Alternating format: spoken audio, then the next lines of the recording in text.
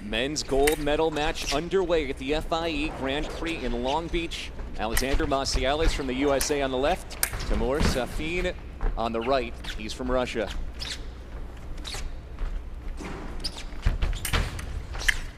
Macialis retreating.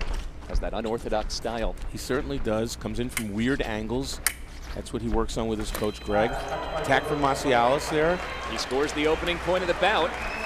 He prepares, he sort of lulls his opponent into making that counterattack.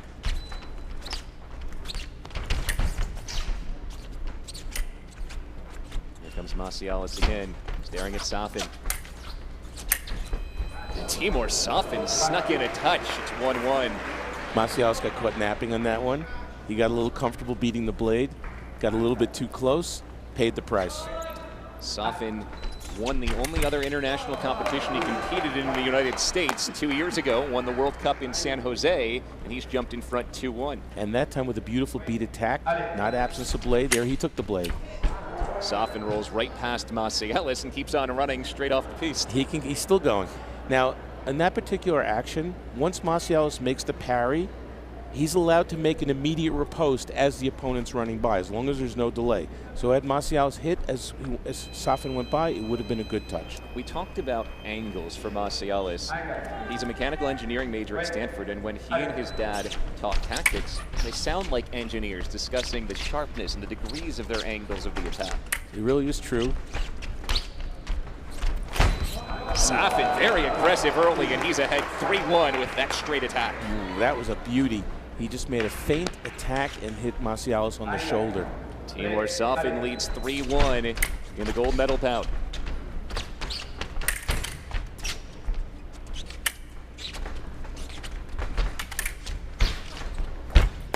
And Safin scores in tight quarters. It's a 4-1 lead for Timur Safin. That's a really nice touch by Safin. Macialis is asking his father, should I ask for a replay for covering? See, nope, he did not cover. What a nice touch there.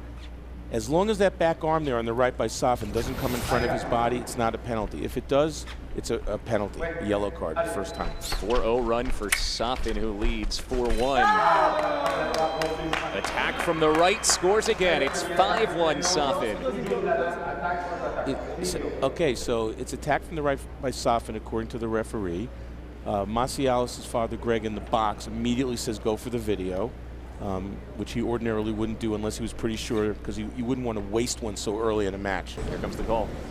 The referee says attack from the right. So touch. It stays with Safin. Macialis loses a challenge. 5-1 lead for Timur. Safin is ended here. Macialis stops the run. 5-2. Safin a little too close. Macialis saw an opening, made a quick lunge, scores the touch. Do you get the feeling that these two could be fencing in major international events against each other for even another decade? They're 24 and 22, respectively. Macialis with another quick attack there. And the answer, of course, is yes. It could be a situation like Nadal and Federer, where you could see a generation of these type of fencers against each other. Safin's the reigning European champion. He was the bronze medalist in Rio. Macialis, the world #1, the silver medalist in Rio. Attack from the right, scores for Safin again. He keeps getting the jump on these exchanges. Both of them are trying to get the jump on each other. A lot of actions in the middle, in the box there. That put the unguarded. Ooh, a straight attack by Safin. Macialis was not prepared for that. He beats him to the punch at 7-3. His feet are very quick, and he's winning the bout right now based on faster footwork. Like that, another straight attack. Macialis showing disappointment and frustration on that. He's going to have to change his tactics here, either by opening up the distance or by attacking. Safin has scored 8 of the last 10 points to build this 8-3 lead. Ooh, straight attack. Macialis not ready for that. He's got to get his feet moving again. Timur Safin's day almost didn't make it past about 8:35. He was in the opening bout of the day in the round of 64. He trailed 14-13 before scoring the final 2 points to win that bout. Since then, he has breezed through the field, has not had another bout closer than a 3-point final margin, and he leads 8-3 here. And he's almost out early. Marcialis has come back from a big deficit today as well as he strikes off target this time.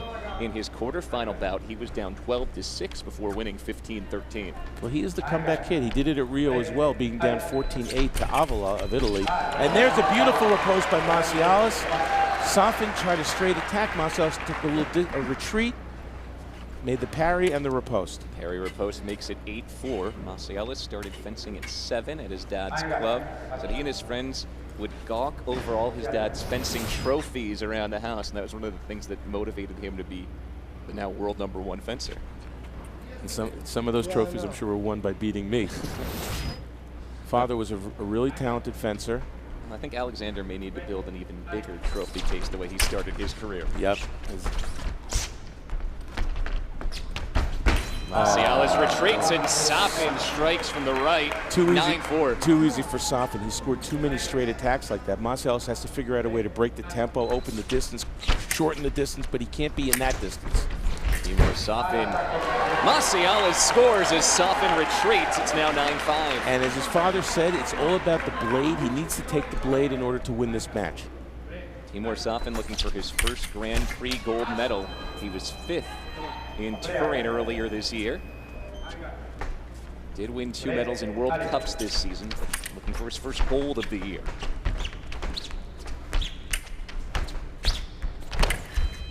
Safin's off target, and of course in the overall race for the World Cup Championship at the end of the year, these Grand Prix earn you bonus points. You get 1.5 points compared to the point you'd get during the World Cup. Yes, the fencers really get amped up for these Grand Prix. Safin scores once more. He leads 10-5. Bad luck for Marcialis there. It was his action. He made a counter riposte, and he missed. And here's the parry. The riposte missed. And Safin scored on the remise. So a little bit bad luck for Marcialis, but he has to make his own luck now. Safin on the right, the world #2. Marcialis on the left, the world #1, trying to win at home. Safin scores once more, that time in close combat. Seems to me that Safin is quicker off the mark with his footwork. Like you can see right there, he's just steamrolling Marcialis. Marcialis has to start moving his legs more. Safin didn't make it out of the first period in a lot of his matches today because he does attack so quickly. This time the attack goes to the left and Marcialis, who pulls within 5. I think Safin took a little mental time out there and allowed Marcialis to score a relatively easy attack. Look for Safin to come shooting out of the gate here. Here he comes. Missed off target. That's what he was looking for. Yeah, he doesn't like to go backwards. Safin scores again. Just a bull rush from the right. He made an attack. Marcialis made a parry riposte, which was made a counter parry by Safin, who scored. It's putting so much pressure on Marcialis with the quick starts. This time the attack comes from Marcialis on the left. It's 12-7. Safin looks to his coach, Ilgar Mammadov, and Mammadov says, just go for the next action, no replay on this one. No, we'll have a replay on this one. Well, we saw the second half of it, and it looked like the second half of it was Marcialis's. Here comes the attack. Yes, that's the attack. You can see Marcialis's point is extending toward the valid target of Safin. It's clearly his attack. 5-point lead for Timur Safin. Make it 6. Another straight attack from Timur Safin. 13-7. Marcialis's body language looks a little down right now, but he's made great comebacks, and he can do it again. Last year in the Olympic quarterfinals, he came back from 14-8 down to win en route to his silver medal. He's down 6 here, 13-7. Already had one 6-point comeback earlier in the day. First to 15 wins gold. Marcialis on the front foot this time, and Safin contacts off target. Safin is like a cat. His footwork is tremendous. He's winning this match mostly because of his footwork. Simultaneous as the referee. They both start at the same time, no touch. Keeps the score 13-7. Timur Safin, 24. Alexander Marcialis, a 22-year-old, in his final year at Stanford as a mechanical engineering major, said he just likes putting things back together. He needs to put this bout back together, and there's a first step. Yep. And I think it's key for Marcialis to push Safin. Safin's comfortable attacking and pushing. Push him. Marcialis has to push him and score that touch. He set it up nicely and scored a relatively easy touch. He's within 5.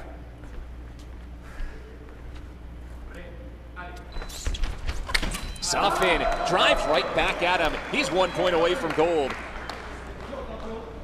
It's very noticeable in this bout. The difference is not the handwork, it's strictly the footwork of Safin. Timur Safin will have to wait at least one more point as Alexander Maciellas makes it 14-9. That time Maciellas said, I'm not retreating, and Safin was coming forward too quickly, didn't see it in time, and Maciellas made a straight attack. 14-9. The decision goes Maciellas' way, 14-10. They will review. The referee said search l'affaire. He's looking for the blade from Safin. So when you're making that circle looking for the blade, Maciellas then has a little window to make his attack, and that's what the referee said there. It's hard to see from that second half of the replay. You saw Maciellas made the same hand signal right off the bat. It's a very close call. Can go either way. Many calls can. Here comes again. That part of it looks like it's attacked from the right. If it's overturned, Safin wins the match. That's correct. It's a big call, and here it comes. Here comes the referee. And the referee says, attack de gauche, attack de Maciellas. So we keep on at 14-10, 2 in a row for Maciellas. Safin finishing it off. Attack from the right. Timur Safin wins his first Grand Prix gold. Maciellas